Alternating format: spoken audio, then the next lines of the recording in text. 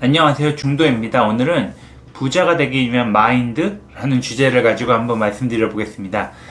우선 제가 병역 특례병으로서 이제 노가다를 했었거든요. 그래서 한 3년 정도 했었고, 그 당시에 이제 필리핀, 파키스탄, 우즈베키스탄, 태국, 중국 이런 친구들이랑 굉장히 잘 지냈어요. 그래서 그런 분들도 이제 만나봤고, 일반 직장인 분들도 이제 많이 만나봤고, 그 다음에 이제 투자자 분들도 많이 만나봤어요. 그래서 투자자 중에서 이제 굉장히 성공하신 분들도 만나봤고, 조금 이제 부진하신 투자자분들도 만나봤고, 그래서 굉장히 많은 이 스펙트럼의 사람들을 만나봤는데, 제가 이제 회사를 다닐 때 퇴사하시는 분들, 이런 분들 상대로 이제 재무 상담 같은 것도 많이 해드렸고, 제 지인이나 친구들 재무 상담도 좀 많이 해드렸거든요. 그래서 그거 하면서 이제 여러 가지 얘기를 나누면서 제가 이제 겪은 일들, 그래서 부자가 되기 위해서 이제 어떤 마인드가 좀 다른가, 이 부분에 대해서 한번 말씀드려보면 재밌을 것 같아가지고 이 영상을 찍게 되었습니다. 그래서 우선 부자가 되기 위한 마인드 첫 번째는 버는 것보다 덜 쓰면 돼요. 근데 일반 직장인들이 좀 실수하는 게 버는 것보다 더 써요. 그게 문제죠. 근데 더 문제는 자기가 얼마를 쓰는지 몰라요. 그래서 가계부를 쓰는 게 굉장히 중요한데 가계부를 안 쓰죠.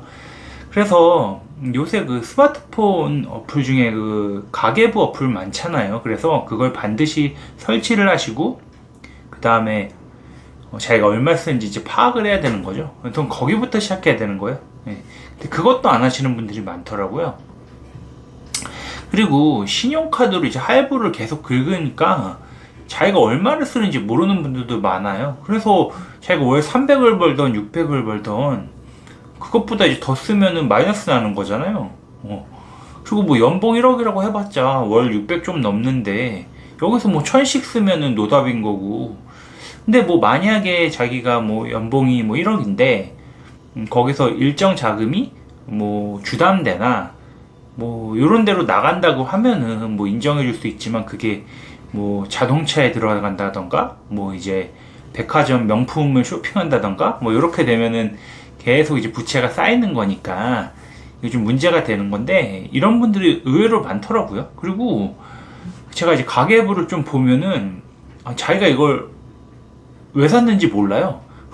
그래서 왜 샀냐 물어보면은 그때 당시에 스트레스를 받아가지고 이걸 쇼핑한 거래요. 그래서 이런 부분은 이제 반드시 고쳐야 된다 말씀을 드렸는데, 자기가 이제 열받고 그런다고 해서 쇼핑을 하면은 그 당시엔 살짝 기분이 좋은데 이게 길게 보면 인생에 아무 도움이 안 되는 거예요. 그래서 이런 거 이제 반드시 이제 하면 안 되고, 이 부자 같은 경우는 자기가 꼭 필요한 물건에는 좀 좋은 걸 사요. 그리고 꼭 필요하지 않은 물건은 아예 사질 않아요. 그래서 이런 부분에서 좀 차이가 나더라고요.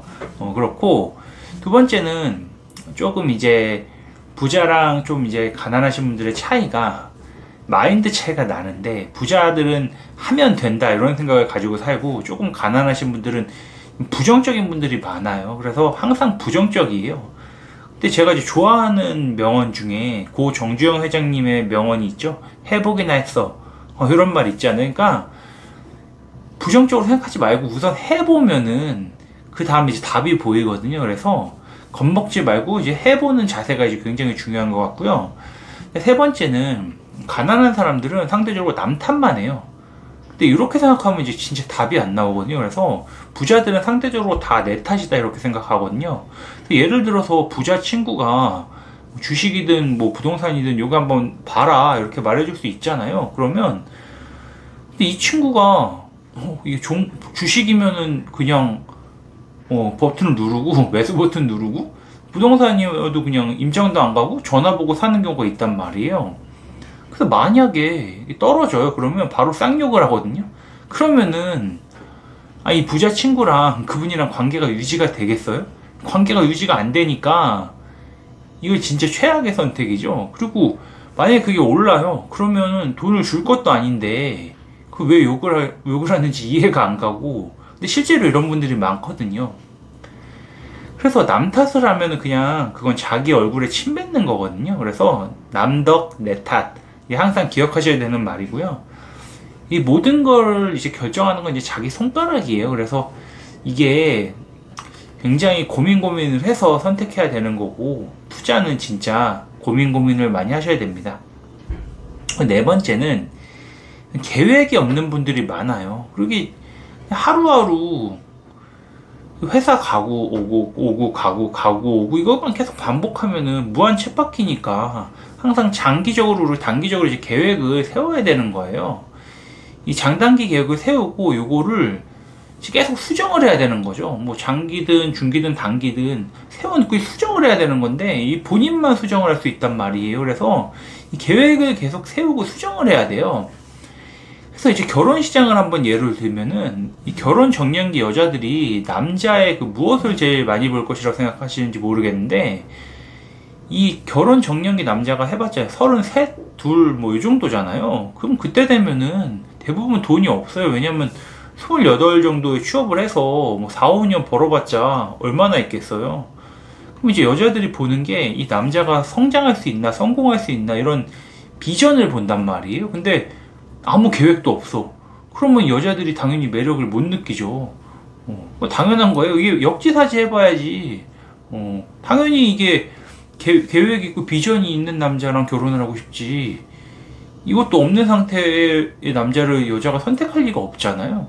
그리고 만약에 이게 결혼을 해도 문제예요. 이게 굉장히 서로 피곤해지기 때문에 항상 계획을 세우는 습관을 들이는 게 저는 중요하다고 생각하고요. 다섯 번째는 이 세상 돌아가는 것에 별로 관심이 없어요.